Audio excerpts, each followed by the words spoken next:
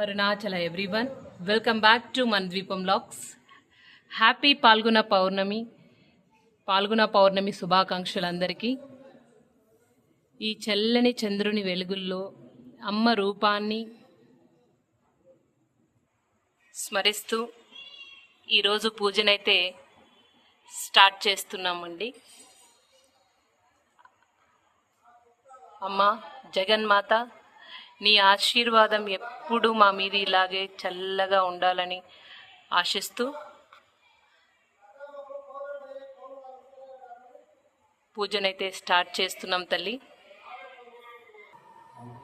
శ్రీమాత శ్రీ మహారాజ్ఞి శ్రీమత్సింహాసనేశ్వరీ చిదగ్నికుండ సంభూత దేవ కార్య సముద్యత ఉజ్జద్భాను సహస్రాభా చతుర్బాహు సమన్వితా రాగస్వరూప పాషాఢ్య కౌరోధాకారాంకుశోజ్వలా. విష్ణుమూర్తిని పైన పెట్టేసుకున్నావా?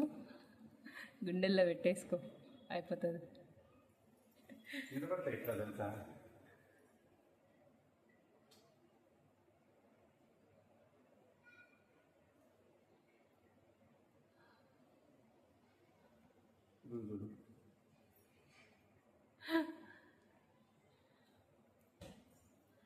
ఎట్లున్నారు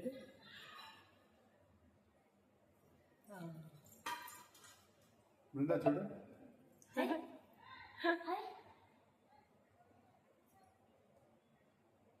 చూడు అమ్మ గుండెల్లో పెట్టుకున్నట్టే.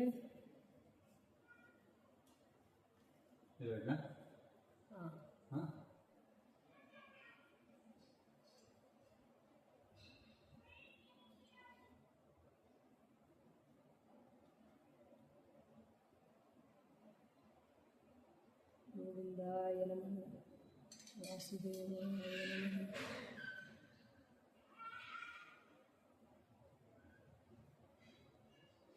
ఓం నమః కమలవాసిన్యై నారాయణ్యై నమో నమః.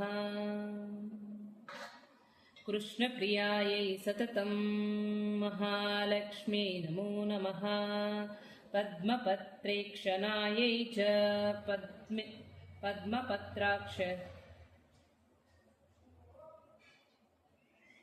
పద్మపత్రేక్షణాయై చ పద్మాస్యాయై నమో నమః.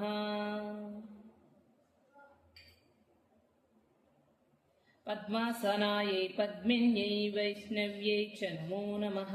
సర్వసంపత్స్వరూపిణ్యై సర్వారాధ్యై నమో నమః. హరిభక్తిప్రదాస్యై చ హర్షదాత్ర్యై నమో నమః.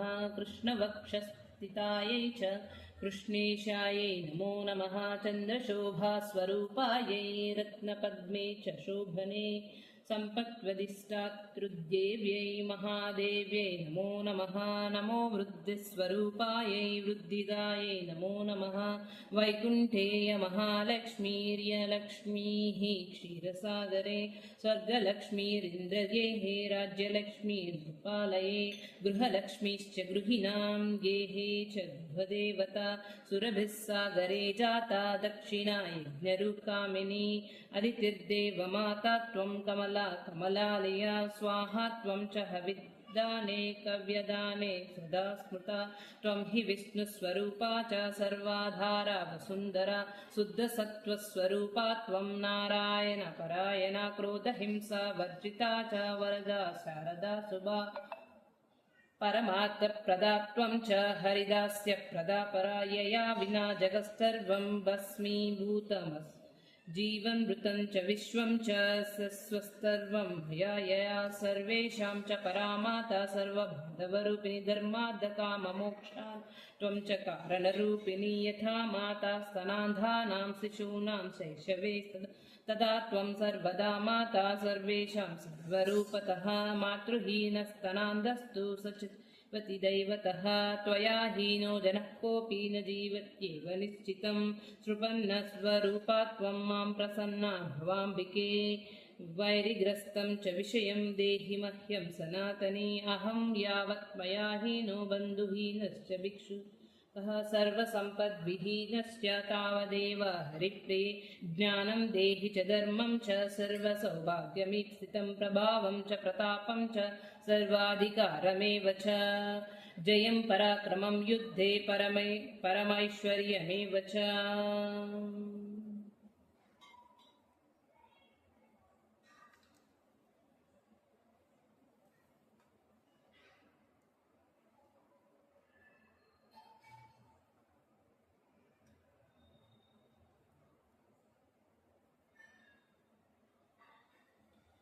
अङ्गं हरेः पुलकभूषणमाश्रयन्ती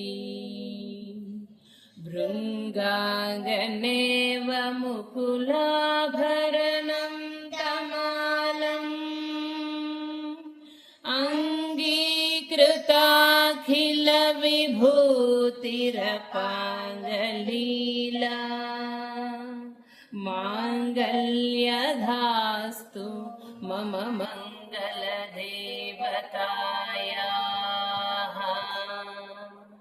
मुग्धा मुहुर्विदधती वदने मुरारे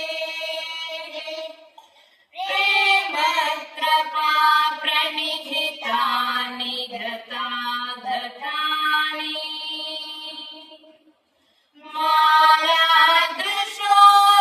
मालादृशोर्मधुकरीव महोत्पलेया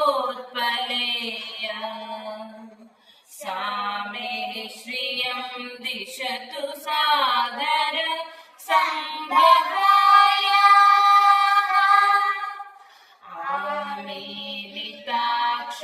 आमीलिताक्षमधिगम्य मुदा मुकुन्दम्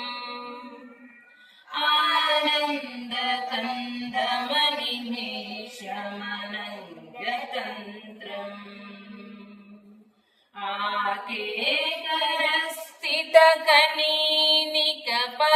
आकेकरस्थितकनीनिकपक्ष्मनेत्रम् भूत्यै भवेन्मम भुजङ्गशयाङ्गनायाः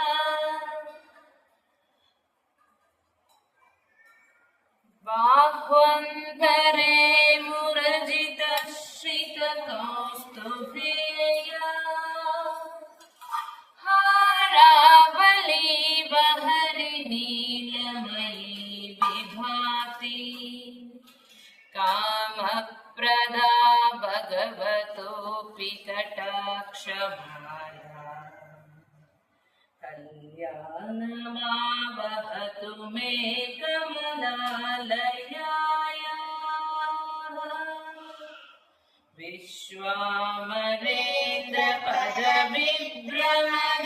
विश्वामरेन्द्रपदविभ्रमदानदक्षम् आनन्दहेतुरधिकं मुरविद्विषोऽपि ईशन्निषीधतु मयि क्षणभीक्षणाधम् इन्दीवरोदर सहोदरमिन्दिरायाः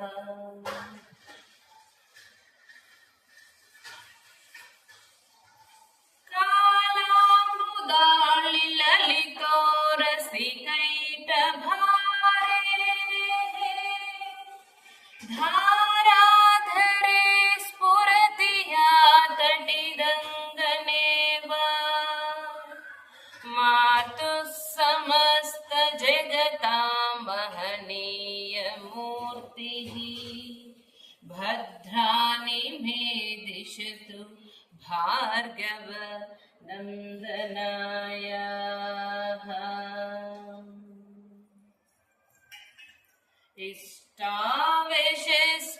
इष्टाविशिष्टमतयोऽपि ययाधयार्धदृष्ट्या स्थिविष्टपपदं सुलभं लभन्ते दृष्टिः प्रहृष्टकमलोधर भित्तिरिष्टा पुष्टिं कृषीष्ट मम पुष्करविष्टरायाः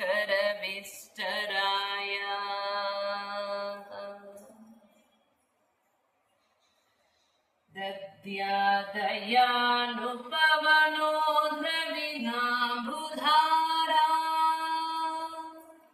अस्मिन् किञ्चन विहङ्गशिशौ विशन्ने दध्यादयानुपवनो द्रविणाम्बुधारा अस्मिन् किञ्चन विहङ्गशिशौ विशन्ने दुष्कर्म धर्ममपनीय चिराय दूरम् नारायण प्रणयिनी नयनाम्बुवाहः गीधेवतेति गरुडध्वज सुन्दरीति शाकम्भरेति शशिशेखरा वल्लभेति सृष्टिस्थितिप्रलयकेलिषु संस्थितायै तस्यै नमस्त्रिभुवनैकगुरोस्तरुण्यै श्रुत्यै नमोऽस्तु शुभकर्मफलप्रसूत्यै रत्यै नमोऽस्तु रमणीयगुणार्णवायै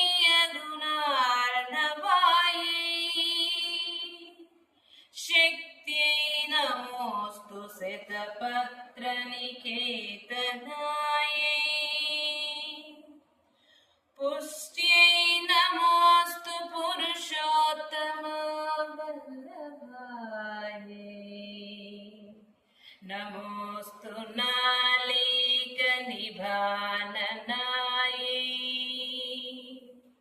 नमोऽस्तु दुग्धोदधी जन्मभूम्यै नमोऽस्तु सोमामृतसोदरायै नमोऽस्तु नारायण वल्लभायै नमोऽस्तु हेमाम्बुजपीठिकायै नमोऽस्तु भूमण्डलनायिकायै नमोऽस्तु देवाधिदयापरायै नमोऽस्तु साङ्गायुध वल्लभायै सम्पत्कराणि सकलेन्द्रियनन्दनानि साम्राज्यदाननिरतानि सरोरुहाक्षी त्वद्वन्दनानि धुरितो हरनोद्यतानि मामेव मातरनिशं कलयन्तु मान्ये यत्कटाक्षसमुपासना विधिः सेवकस्य सकलार्थसम्पदः सन्तनोति वचनाङ्गमानसैः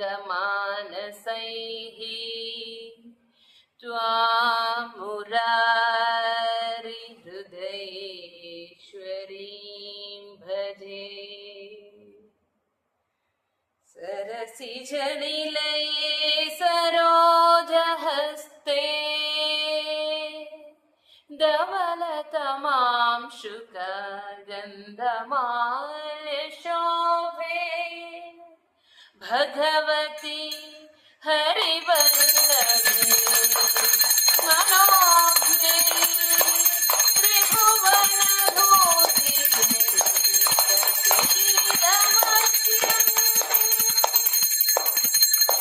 भगवती हरिवल्लभे मनोज्ञे त्रिभुवनभूतिकरी प्रसीदमह्यम्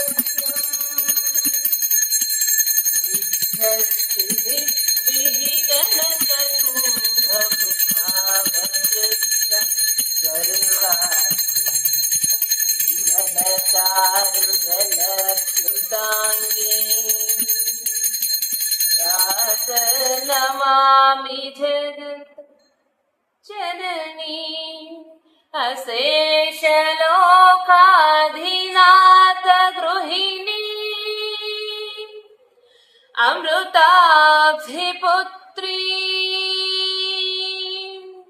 कमले कमलाक्षवल्लभे त्वं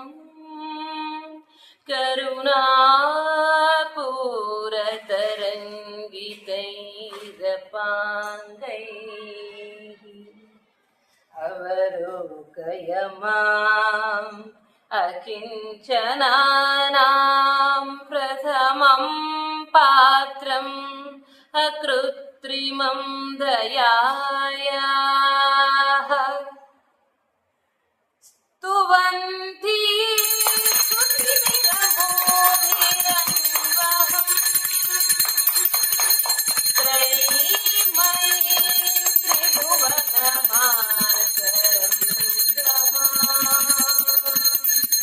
गुणाधिका गुरुतर भाग्यभागिनः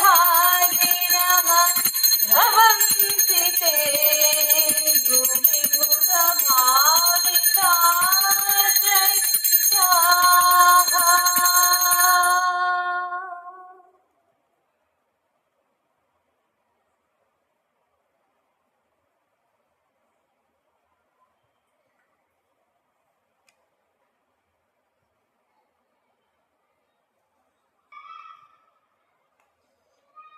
श्रीमात्रे नमः।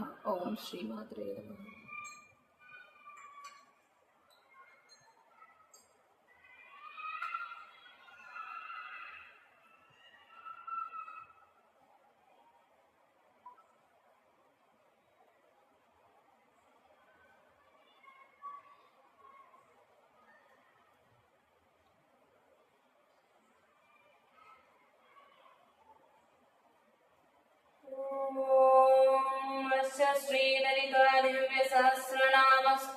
श्रीललितादिव्यसहस्रनामस्तोत्रमहामन्त्रस्य वसिन्यादिवाग्देवता ऋषयः अनुष्टुप्छन्दः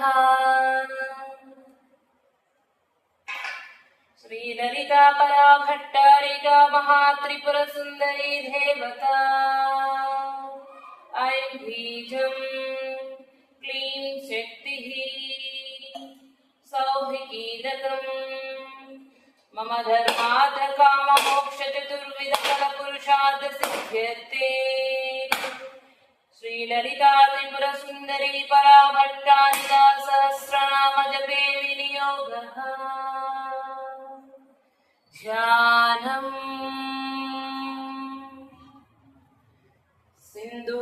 सिन्दूरारुणविग्रहाम् अरुणां करुणाकरङ्गिताक्षीं धृतपाषाणकुशपुष्पभानचापाम् अनिमादिविरावृतामयूकैः अहमित्येव विभावये भवानी ध्यायेत् पद्मासनस्थां विकसितवदनां पद्मपत्रायताक्षीं हेमाभां पीतवस्त्रां करकलितलसद्धेम पद्माम्बराङ्गीं सर्वालङ्कारयुक्तां सकलमभयदां